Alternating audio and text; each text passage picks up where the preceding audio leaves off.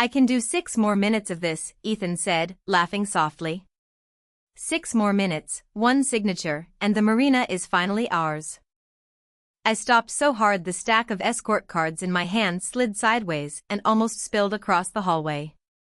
The service corridor behind the Harbor House ballroom was narrow and cold, with a humming ice machine on one side and crates of white roses on the other. I had been looking for tape because one corner of the seating chart kept curling away from the easel, and in that ordinary, stupid little errand, my whole life split open. Beyond the half-open terrace door, Ethan lowered his voice. She still thinks this is a love story, he told his friend. That's the saddest part. There are sentences that hurt. And then there are sentences that rearrange your bones. If you've ever had the truth arrive one breath before forever, stay with me. His friend, Blake, I realized from the voice, gave a nervous laugh. You really want to say that the night before your wedding? It's not like she can hear me.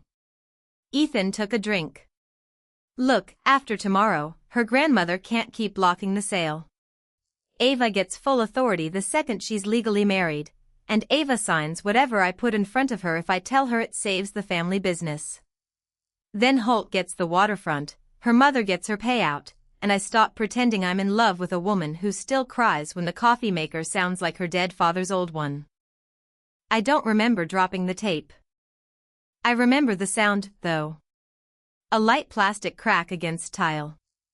I remember going completely still. I remember my fingertips going numb around the escort cards. I remember a rose thorn scraping my wrist because I had backed into the flower crates without feeling it. Blake said, "That's cold, man." Ethan answered in the same calm voice he used when helping old church ladies lift folding chairs or when telling my little brother to keep his elbows in during batting practice. Cold as watching a piece of waterfront rot because the wrong family got sentimental about it. I'm fixing a problem. And honestly? She should be grateful. Without me, she'd still be drowning in taxes, raising that kid in a house that should have been sold 3 years ago. That kid. He meant Mason. My 12-year-old brother, who still slept with the hallway light on since Dad died. Who kept one of Dad's flannel shirts folded under his pillow because it smelled, faintly now, like cedar and engine oil. Who believed Ethan hung the moon because Ethan had once crouched in the rain to help him free a fishing line from a dock cleat and never made him feel small for crying when he missed Dad. I should have burst through the terrace doors. I should have slapped him. I should have screamed loud enough to crack every champagne flute in that place. Instead, I stepped backward in silence, my pulse pounding in my throat, and carried my ruined future back down the corridor one escort card at a time. I don't know how I made it to the bridal suite above the ballroom. I only know I locked the door, put the stack down on the little gilt desk, and stared at my reflection in the mirror over the dresser. I was 32 years old. My dress hung from the wardrobe like a promise. Ivory silk.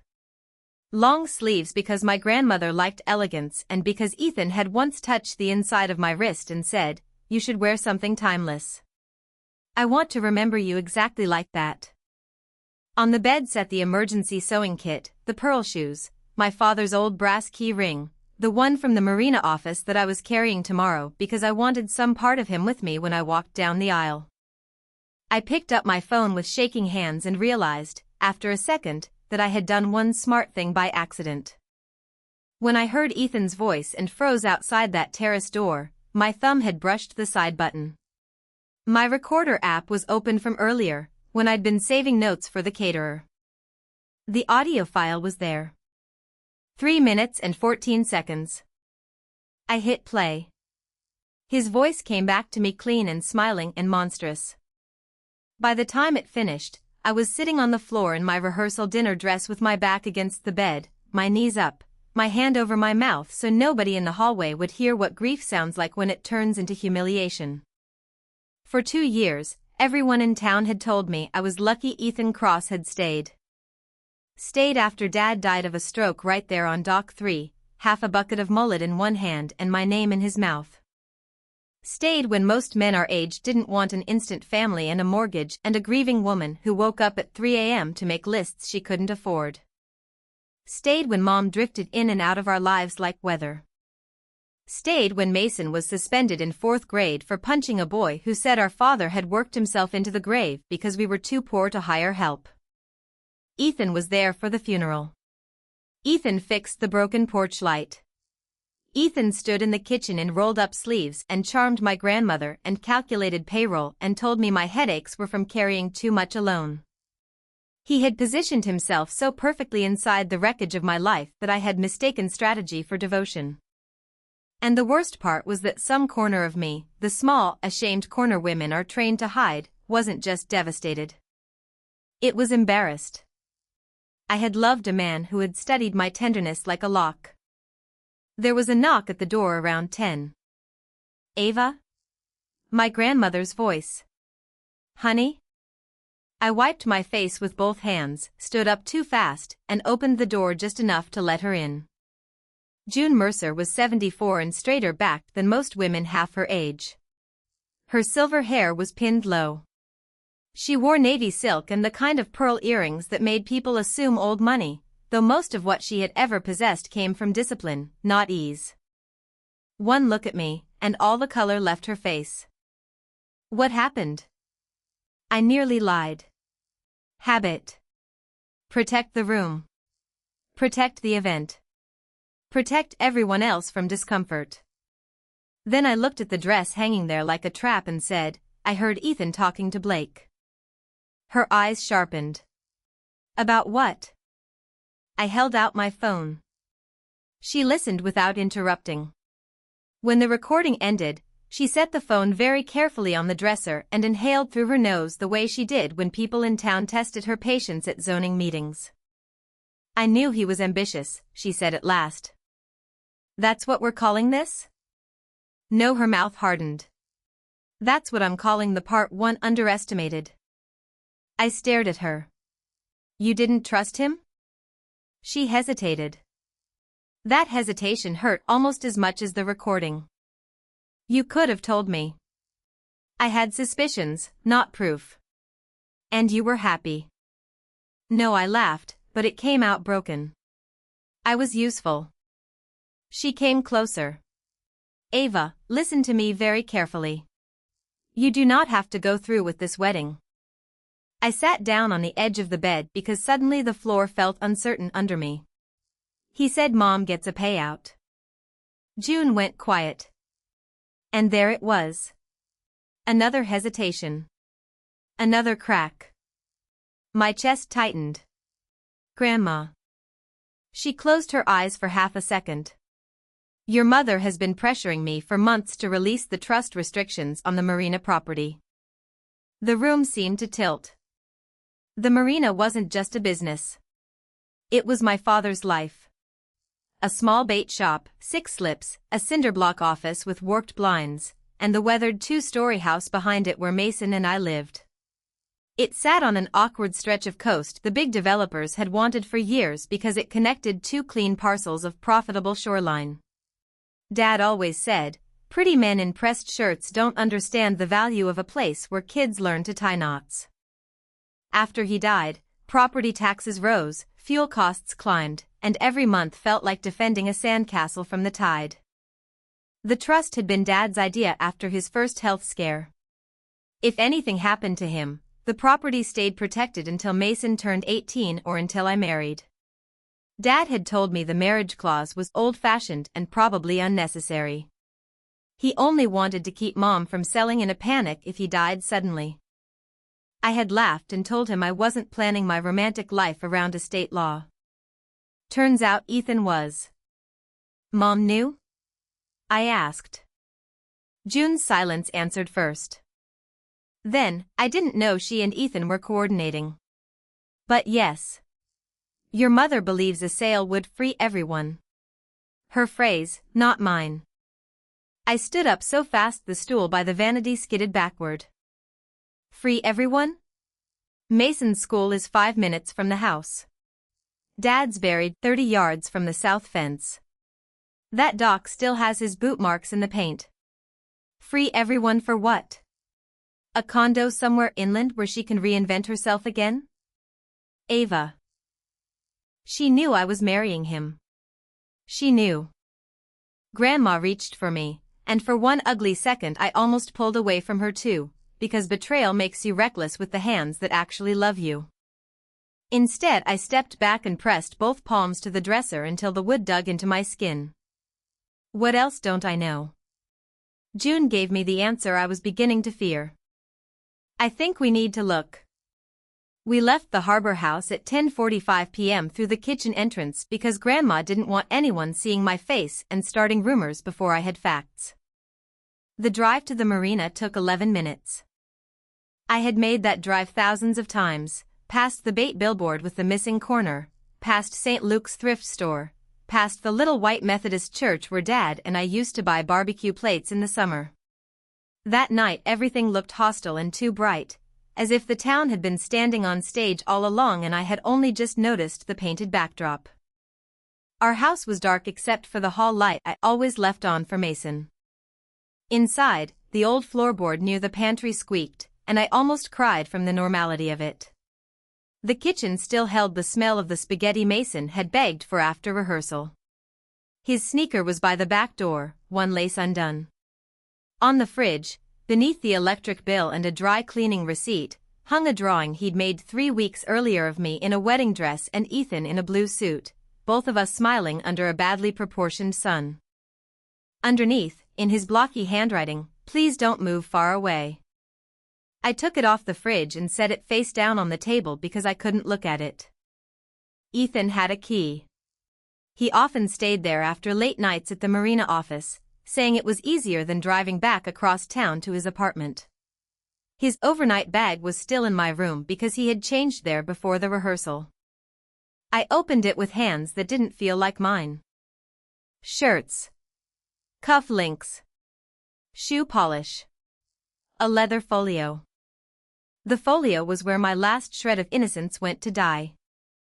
Inside were printouts clipped into labeled sections. Holt Shoreline Redevelopment, Phase 2. Mercer Parcel Acquisition Timeline. Projected close, within 14 business days of marriage certificate filing.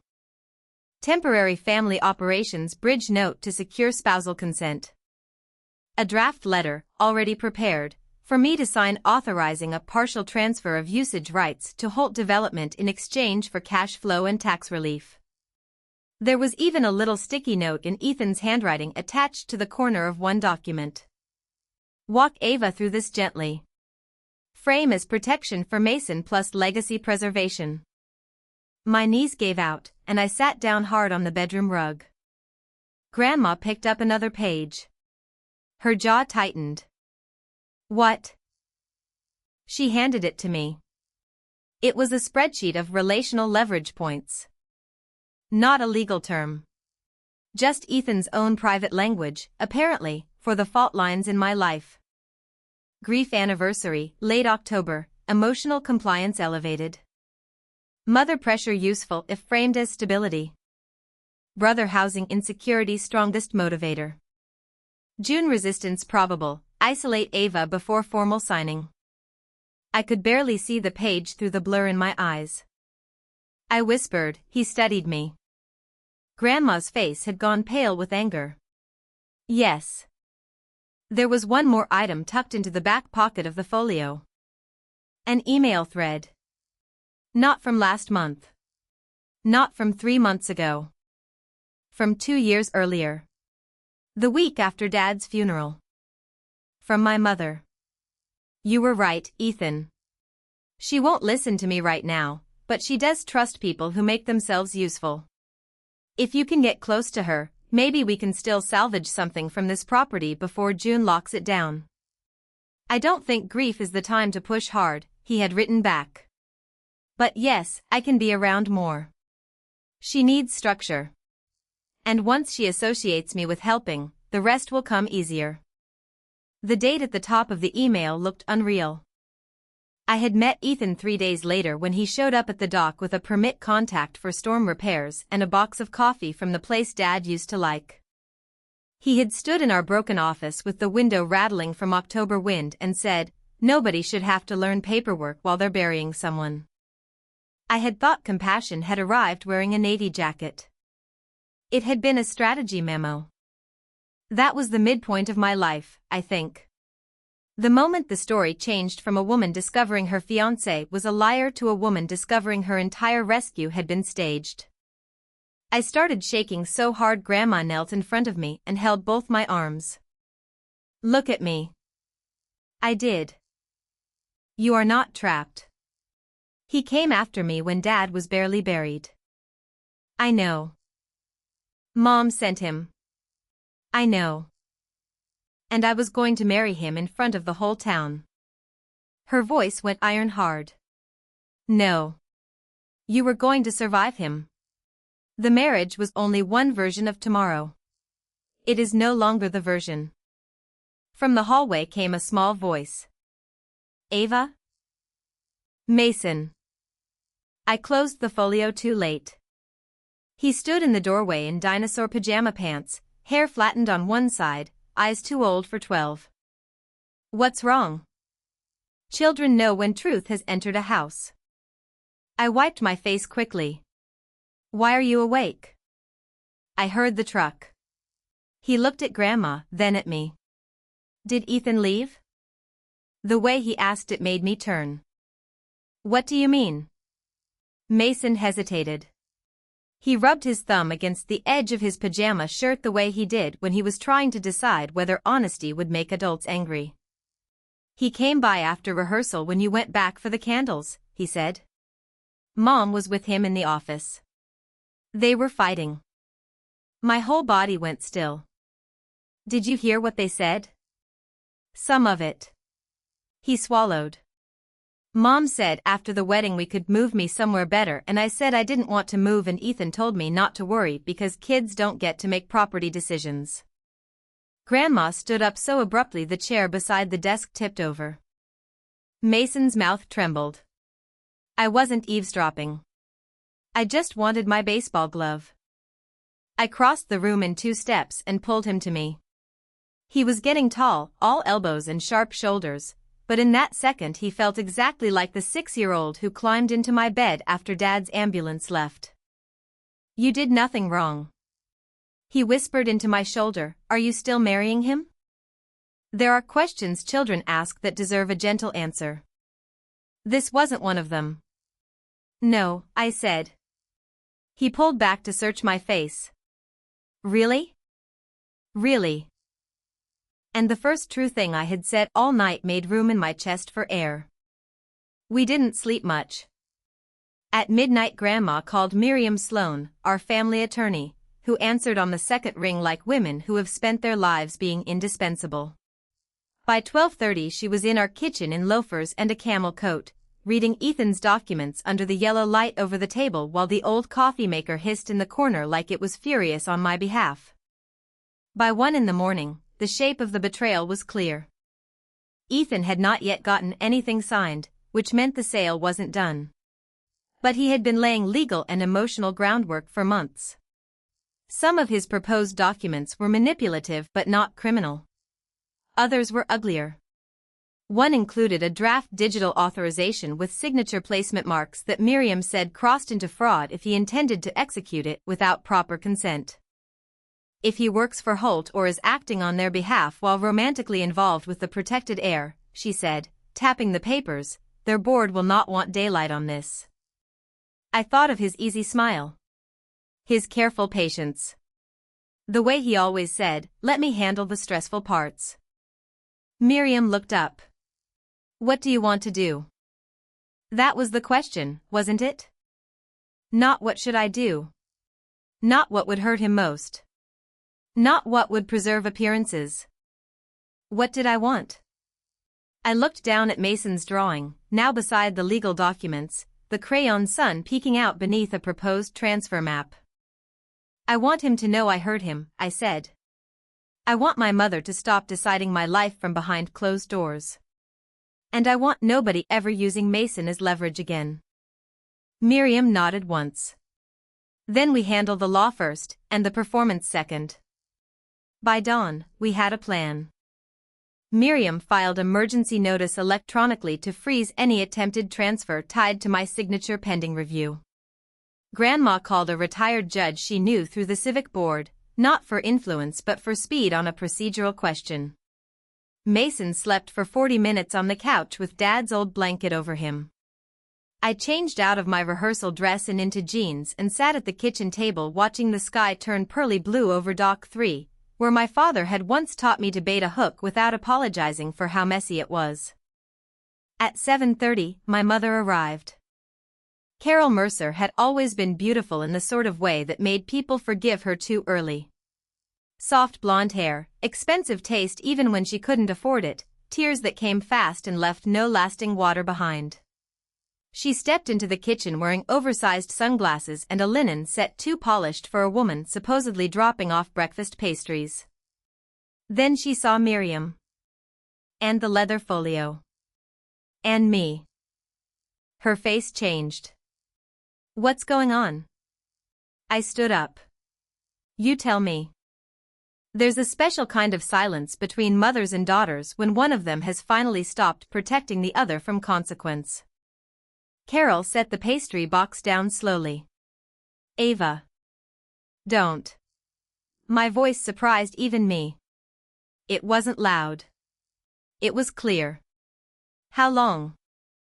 She glanced at Grandma as if hoping for rescue. June folded her arms.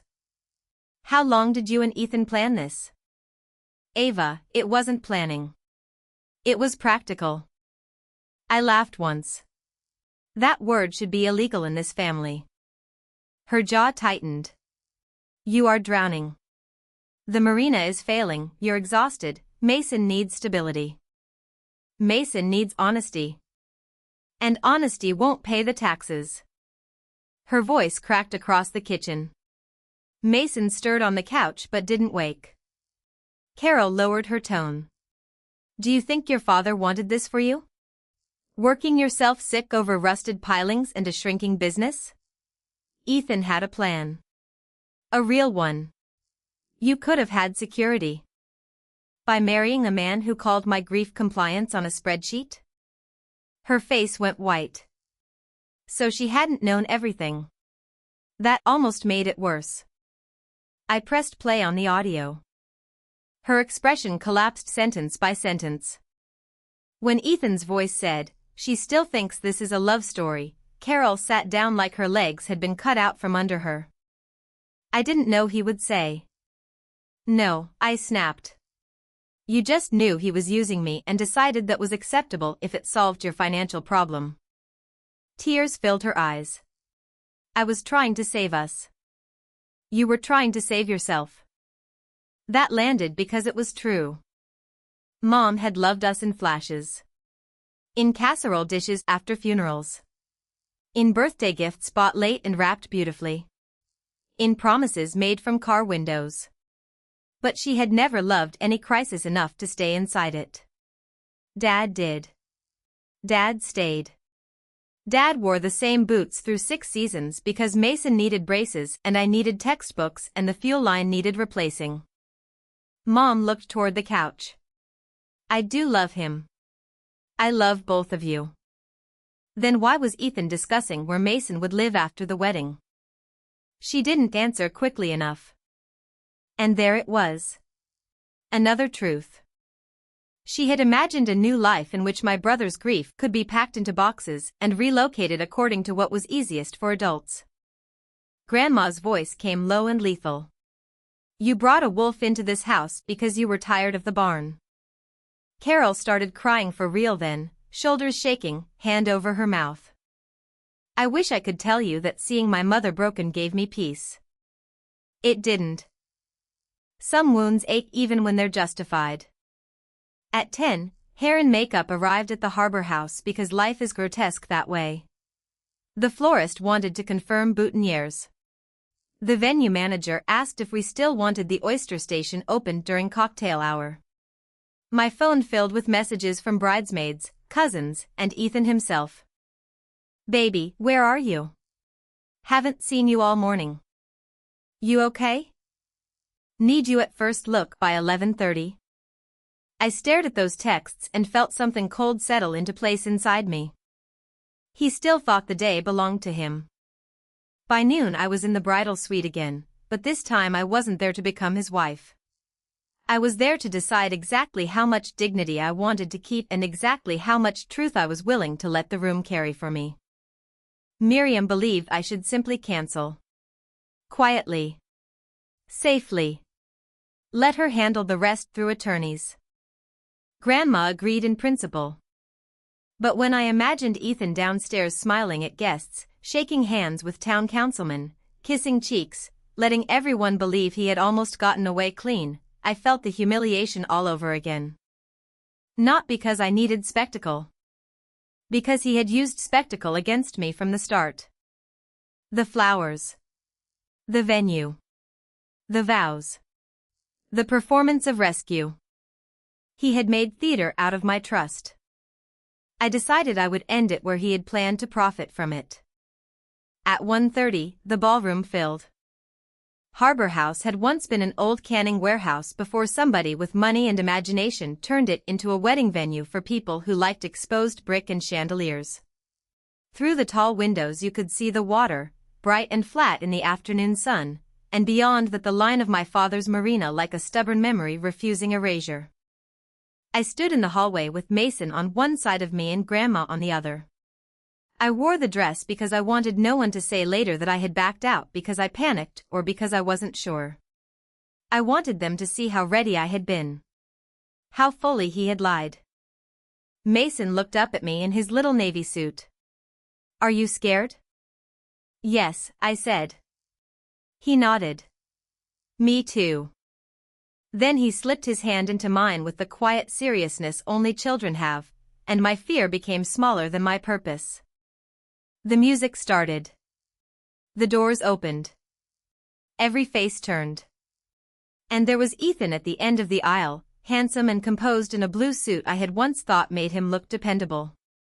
Blake stood beside him. The officiant smiled.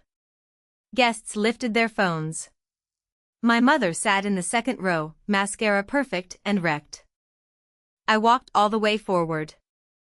Ethan's smile flickered when he saw my expression.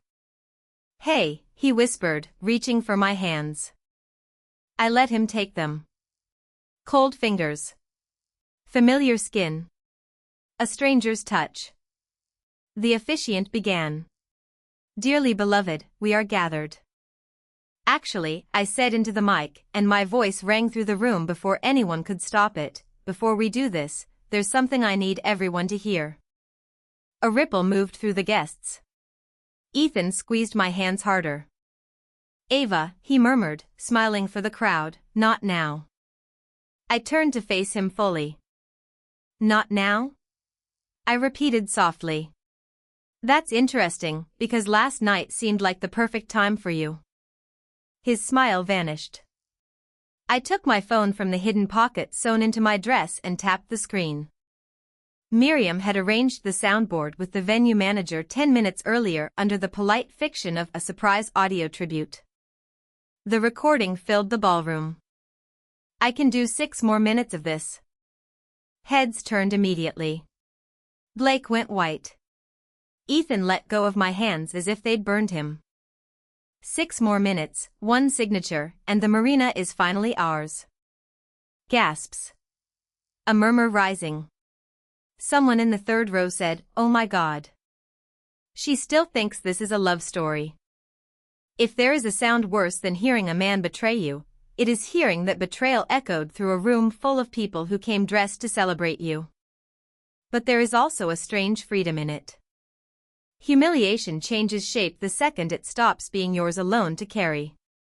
When the recording reached the line about Mason, that kid, my brother stiffened beside Grandma. I stopped the audio before the end because I didn't need the whole town hearing every cruel detail. I just needed the lie to break open. Ethan stepped toward me. "Ava, listen to me." That was out of context. "Wonderful," I said. "Please explain the context in which using my grief to gain control of my father's property sounds loving." His eyes darted briefly toward the back of the room where two men from Holt Development sat near the bar. I had invited them myself 3 weeks earlier because Ethan said it would be good networking for the marina after the wedding. That detail hit him now like a delayed storm. "This is not the place," he said through his teeth.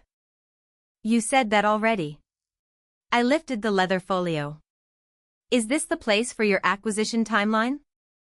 The room erupted then, whispers, sharp breaths, one aunt who loved drama muttering. I knew something was off about him. Ethan's face hardened in a way I had never seen before. There it was. The man under the man. "Ava, you don't understand these documents." "No," I said. "I understand them perfectly now."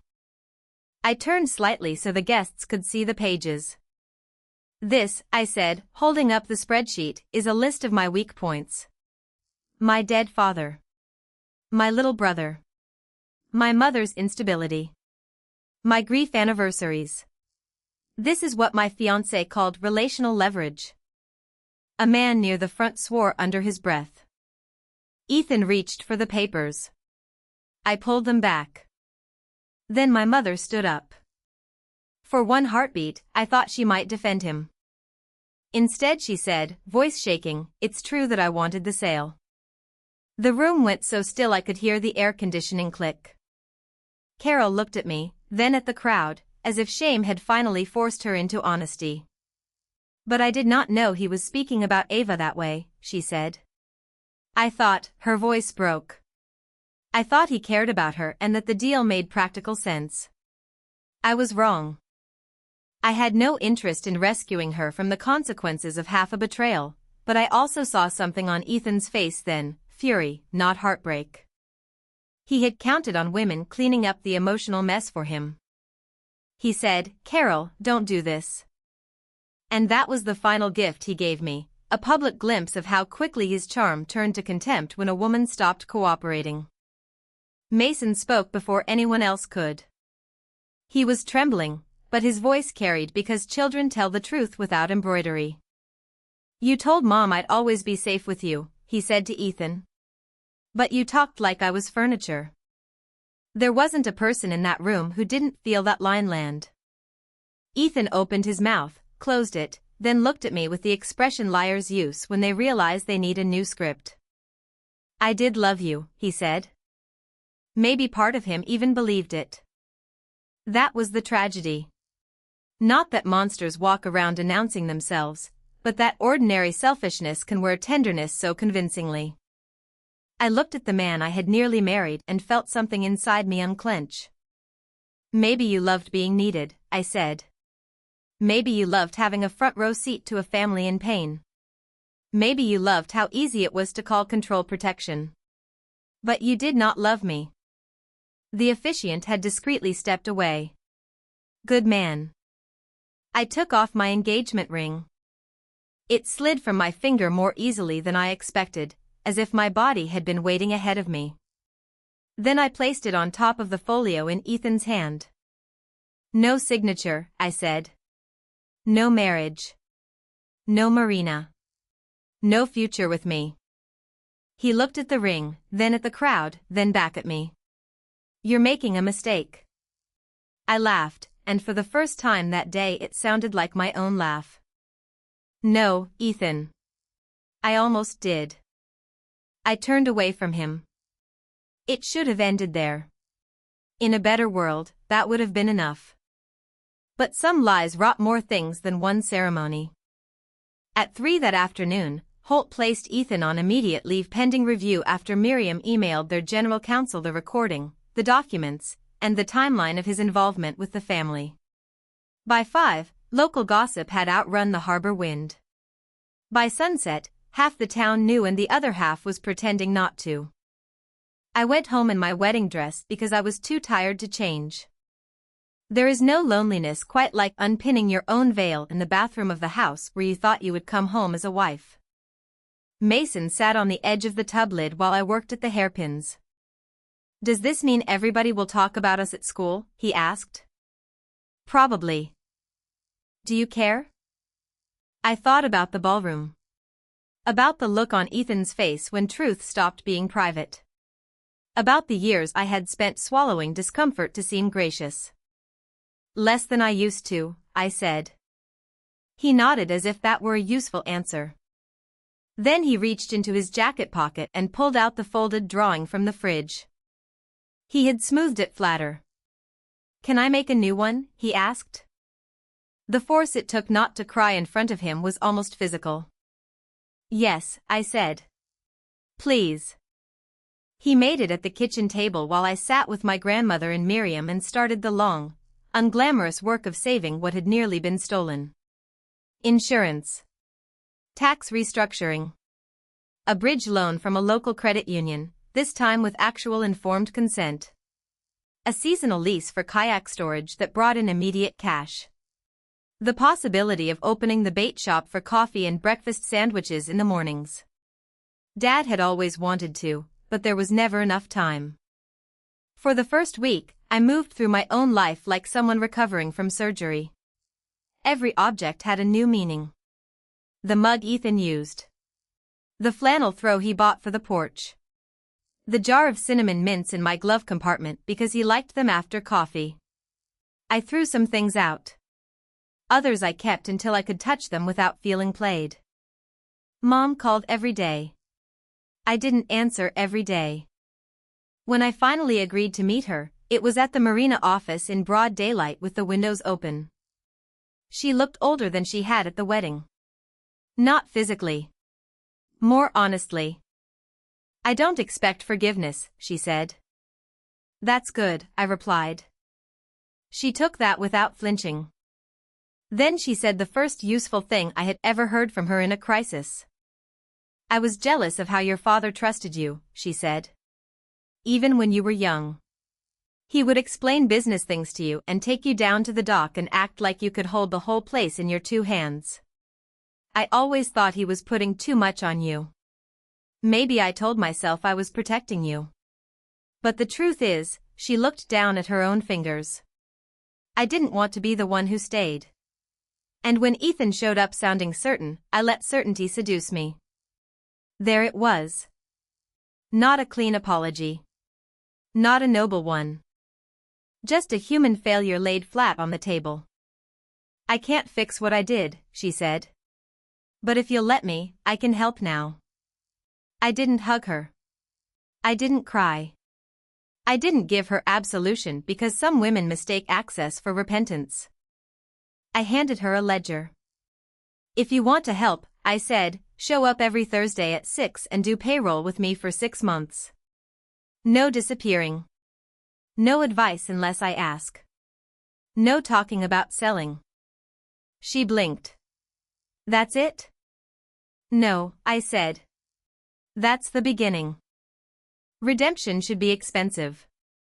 Otherwise it's just theater with softer lighting." Summer sharpened us. The town, predictably, moved on to fresher scandals. Ethan disappeared for a while. Blake sent one pathetic apology text I never answered. Holt issued a statement about ethical review and community partnership. I pinned it to the bulletin board and let the fish-cleaning boys laugh at the phrase community partnership for a full week. Mason started sleeping with his bedroom door cracked instead of the hallway light blazing. Grandma came down every Saturday with pound cake and opinions. Mom showed up on Thursdays. Not always gracefully. But she showed up. And me? I learned the marina in a new way. Not as the daughter helping her father. Not as the fiancée of a man who claimed to know better. As the woman responsible for its future. I learned which outboard motor always coughed twice before turning over. I learned that tourists paid extra for coffee if you called the breakfast sandwich dockside. I learned that one of the pilings on Slip 4 looked solid from shore and rotten underneath, and that there are few better metaphors for my romantic life. In late September, almost 5 months after the wedding that never happened, Mason taped a new drawing to the fridge. This one showed our house, the bait shop, the dock, Grandma on the porch, me holding a coffee pot like a trophy, and him with a fishing rod twice his size. Above us he had written, "We stayed." I stood there in the kitchen staring at it while the coffee maker sputtered. The same old machine.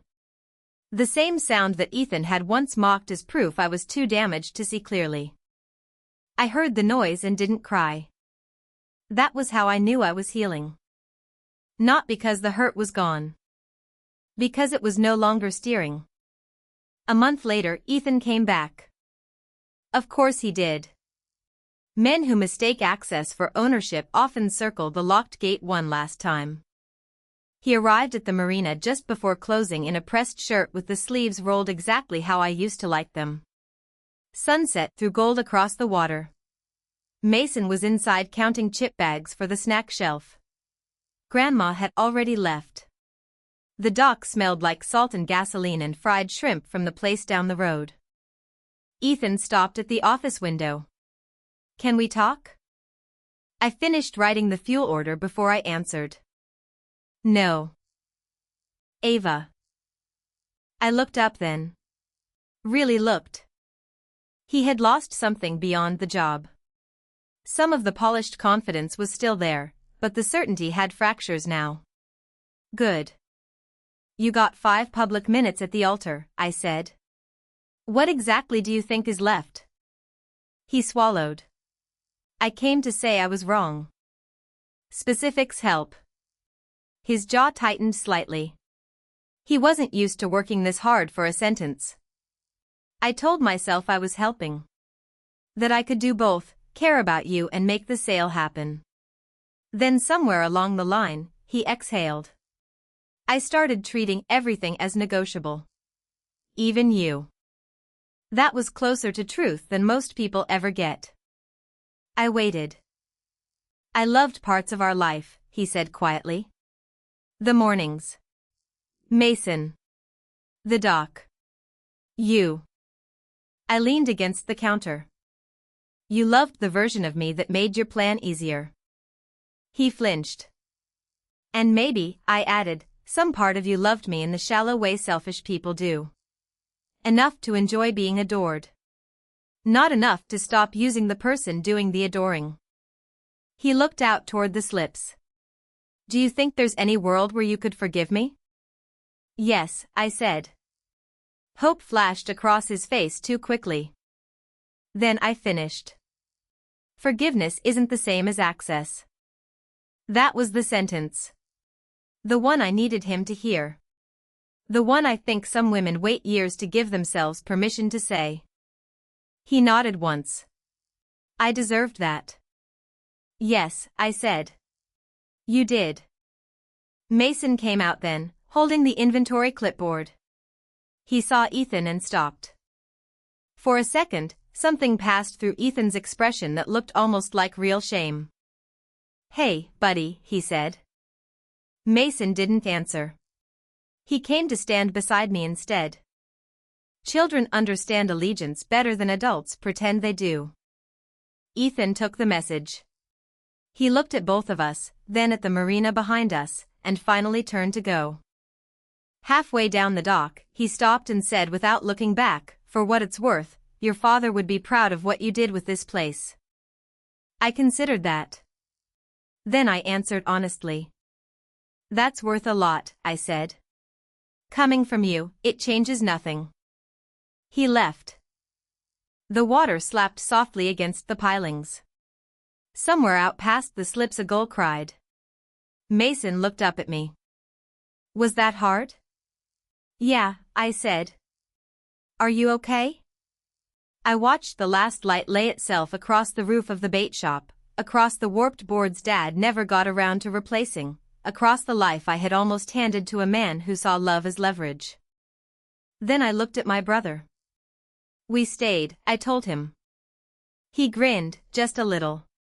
That wasn't my question. I laughed. And because healing is rarely dramatic when it's real, I locked the register, flipped the sign to closed, and walked home beside him carrying a paper bag full of leftover rolls from the cafe counter while the marina lights clicked on behind us one by one. I had been ready to marry a man who mistook my trust for weakness. Instead, I learned what it feels like to choose myself loudly enough that even shame has to move aside. So tell me, If you had heard the truth one day before the wedding, would you have exposed him in front of everyone, or walked away in silence?